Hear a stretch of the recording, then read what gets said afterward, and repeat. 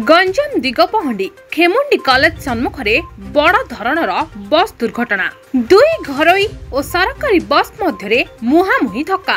घरोई mini bus सह सरकारी OSRTC बस मध्यरे मुहामुही धक्का। दुर्घटना 12 जनक मृत्यु होइतिबा बेले 20 रु अधिक लोक गुरुतर होइछन्ति। सूचना अनुसार सान खेमुंडी ब्लॉक खंडदेउली गाँव लोक माने कन्या पक्ष लोक कन्या को बरखरे छाड़ी भोजी खाई ब्रह्मपुर फेरुथिले। मिनी बस जोगे फेरिला बेले दिगपहंडी खेमुंडी कॉलेज सम्मुखरे रायगढ़ आसुथबा ओएसआरटीसी बस मिनी बस को धक्का देइथिला, जहा फल मिनी बस रास्ता पार्श्व ओलटी पड़िथिला।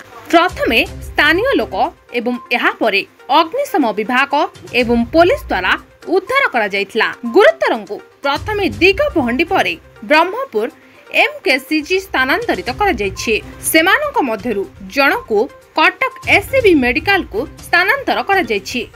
मृतकंक भितरे 2 शिशु थिबा जणा पड़िछि। दुर्घटना को नै मुख्यमंत्री दुख प्रकाश करिसेंति। मृतकंक परिवार को 3 लाख टंका अनुकंपा सहायता राशि जोगाई देबा सह आहतंक माकणा चिकित्सा पई मुख्यमंत्री घोषणा करिसेंति।